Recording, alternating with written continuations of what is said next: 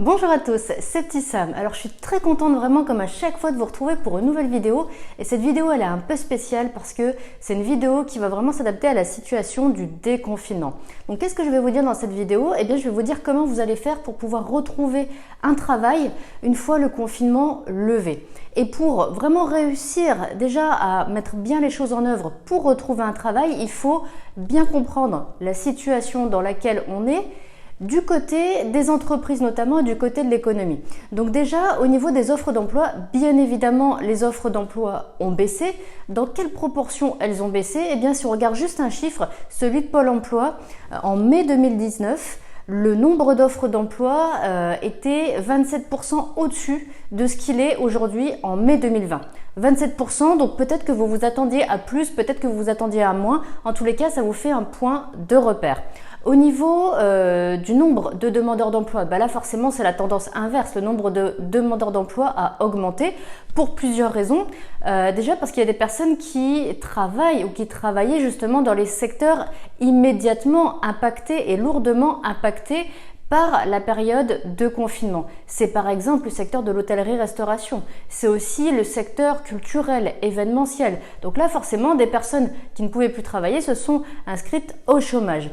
Il y a également toutes les personnes qui ont été en fin de mission intérim, en fin de contrat court. Également les personnes qui ont vu un contrat qui ne s'est pas renouvelé alors que le renouvellement était prévu. Donc forcément, ça fait des demandeurs d'emploi en plus. Et puis également, forcément, au vu de la situation, eh bien, il y a eu moins d'embauches. Donc tout ça, ça fait que le nombre d'inscrits, en tous les cas sur les listes de chômage, a augmenté.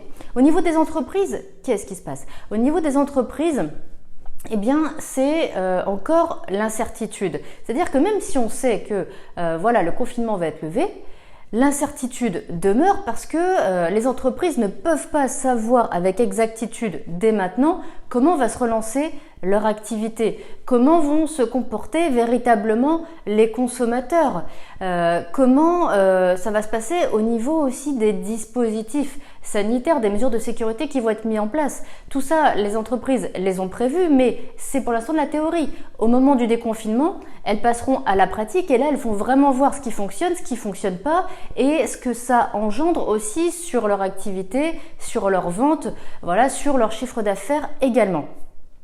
Au niveau des embauches, qu'est-ce qui se passe? Là, il y a vraiment plusieurs cas de figure. C'est-à-dire que les embauches peuvent être toujours prévues par des entreprises, mais décalées dans le temps. Combien de temps de décalage? Eh bien déjà au moins le temps que les entreprises s'adaptent à leur nouveau fonctionnement du fait du déconfinement et de la crise sanitaire qui existe toujours aujourd'hui. Donc si c'est un décalage, ça veut dire que l'embauche est toujours prévue, elle est juste un petit peu reportée dans le temps, vraiment le temps que l'entreprise s'adapte et arrive à reprendre des repères, des marques et une activité stable, le temps que tout ça se remette en place.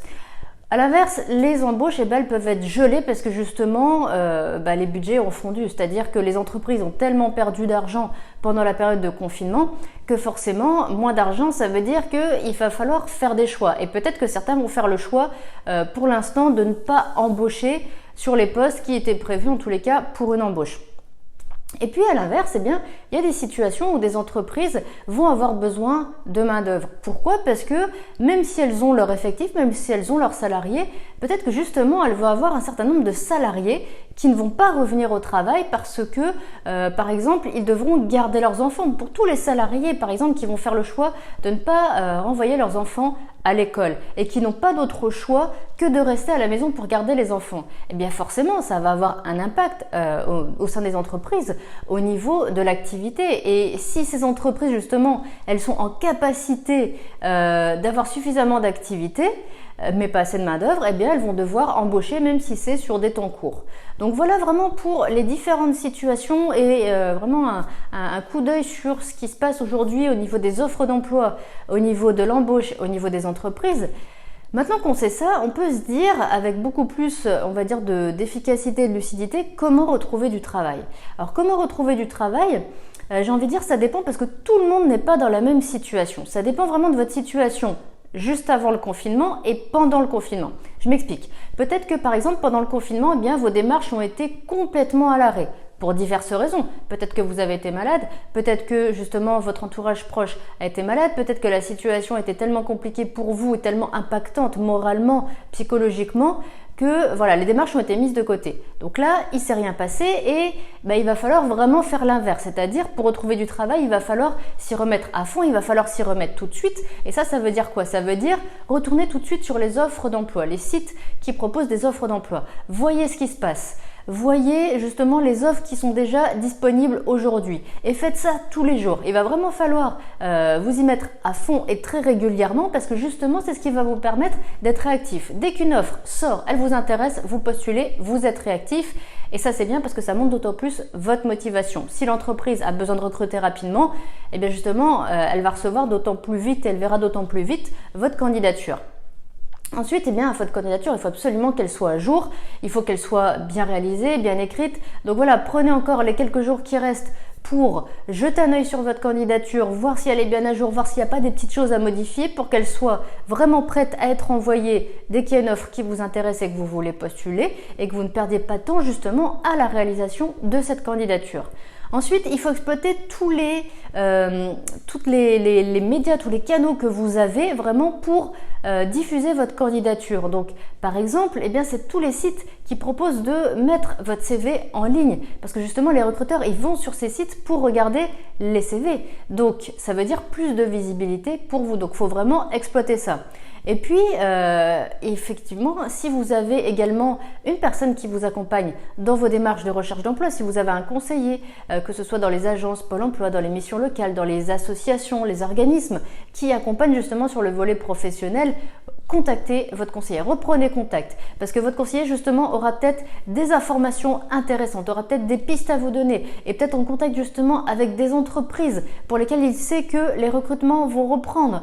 Voilà, donc c'est toujours bon à prendre d'avoir des bons conseils et puis reprendre du lien, ça ne peut que faire du bien parce que vraiment le confinement ça a été une période où il y a eu moins de liens, il y a eu moins de contacts, donc il faut reprendre ce contact-là à la fois pour vos démarches et à la fois pour le moral, ça peut vraiment faire du bien.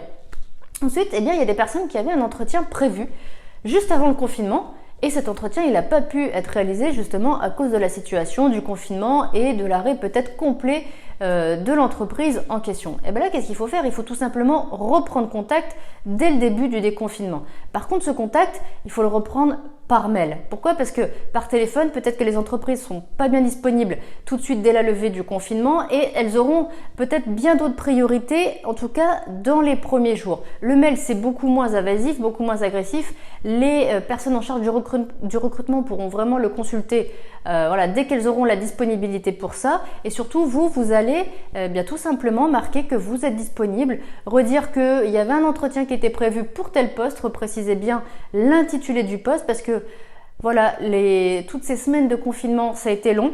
Il y a des réflexes qui se sont un petit peu perdus de tous les côtés, que ce soit les entreprises ou les demandeurs d'emploi. Et il y a peut-être des choses qui ont été un petit peu oubliées, encore une fois, de tous les côtés, de la part des entreprises et de la part des demandeurs d'emploi. Donc c'est bien aussi de rafraîchir un petit peu la mémoire et de permettre aussi à l'entreprise de se rappeler qu'effectivement, il y avait un entretien qui était prévu avec vous, que c'était pour tel poste et qu'il va falloir qu'elle recale ça dans l'organisation, dans l'agenda.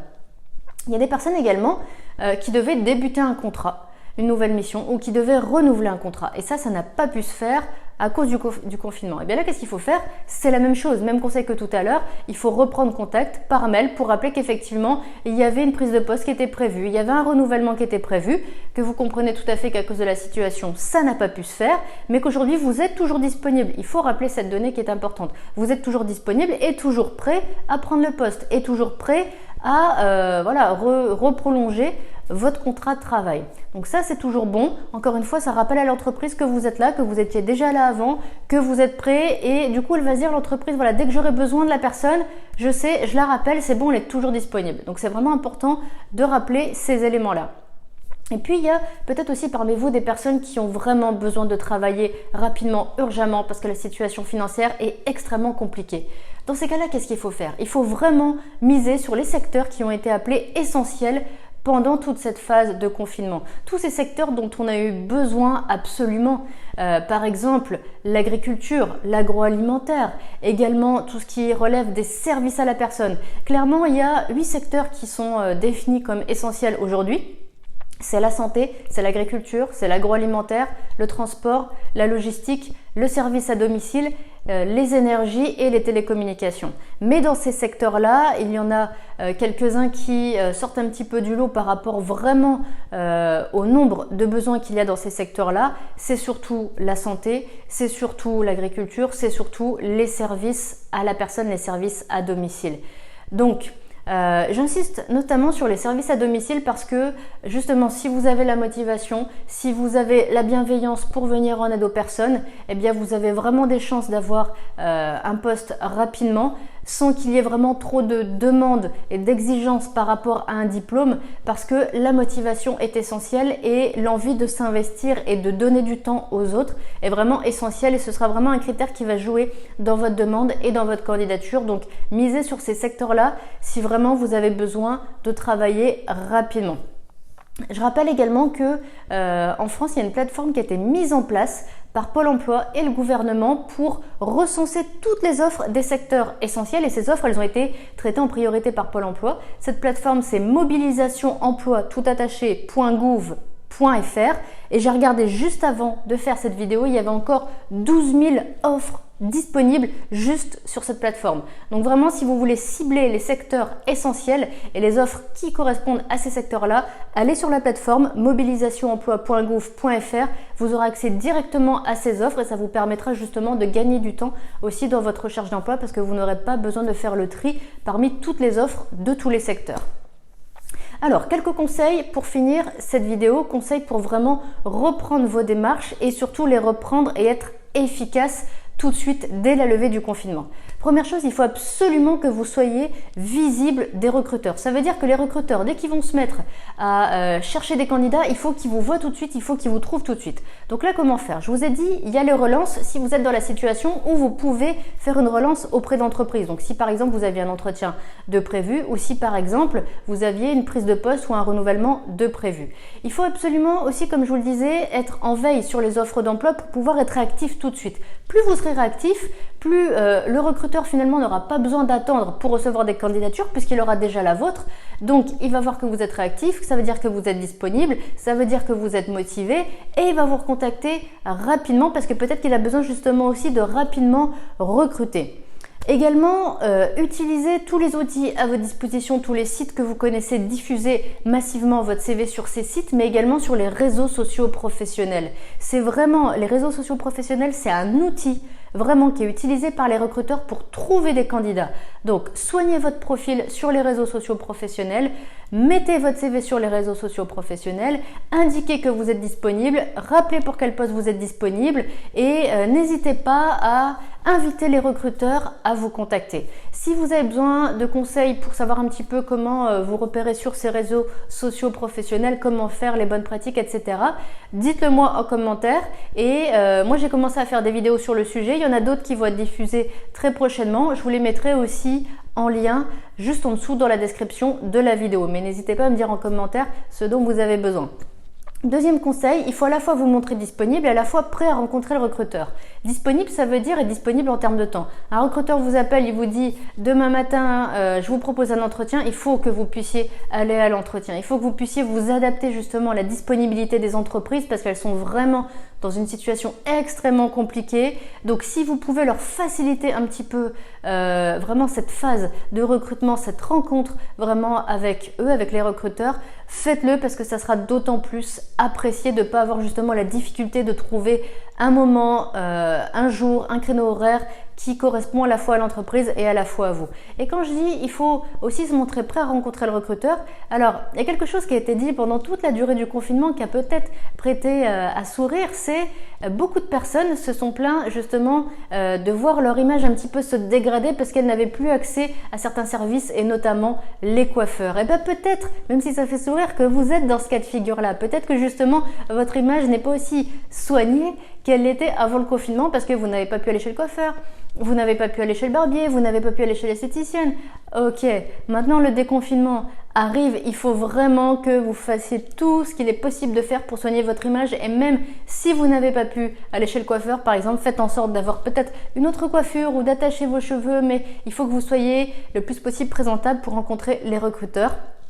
même si vraiment là, cette phase de confinement et cette situation a concerné vraiment tout le monde. Et ça veut dire aussi que, eh bien justement, des personnes comme les recruteurs peuvent aussi comprendre les difficultés que vous avez à accéder à certains services, comme par exemple le coiffeur. Et peut-être que le recruteur que vous allez rencontrer, il ne sera pas forcément bien coiffé, ou en tous les cas, pas aussi bien coiffé qu'il ne pouvait l'être avant le confinement. Donc il peut comprendre, mais plus vous serez soigné et présentable comme vous pouviez l'être avant le confinement, mieux ce sera.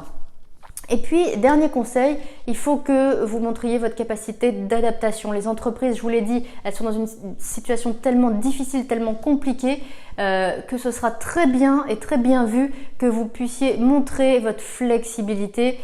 S'il y a des points, par exemple dans le poste ou dans les horaires ou n'importe quel critère qui sont amenés à un petit peu varier. Et vraiment, pour vous donner un exemple qui pourrait vous arriver, il y a vraiment des pratiques qui ont changé pendant le confinement. Par exemple, il y a beaucoup d'entretiens qui se sont faits soit par téléphone, soit par visio, par webcam. Eh bien, il y a des pratiques qui vont peut-être durer justement, soit vraiment pour démarrer le déconfinement, soit finalement c'est des pratiques qui vont être ancrées dans les pratiques professionnelles. Eh bien, n'hésitez pas à dire que pour gagner du temps, vous êtes prêt à faire un entretien par téléphone, vous êtes prêt à faire un entretien en visio si ça peut arranger le recruteur. Et là encore, on verra à la fois votre flexibilité, votre sens de l'adaptation et votre capacité aussi à prendre en compte les difficultés de l'entreprise. Et ça, encore une fois, ce sera bien vu de montrer que vous savez vous adapter et tenir compte de la difficulté qui est en face au niveau de l'entreprise.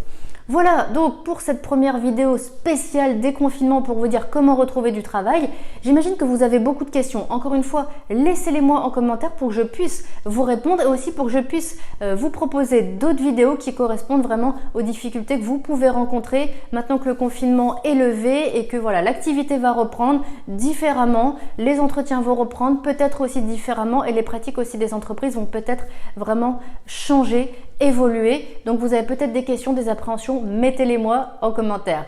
Voilà, j'espère que tous ces conseils vous ont été utiles. J'étais vraiment ravie de vous les donner et moi je vous dis à très bientôt dans une prochaine vidéo.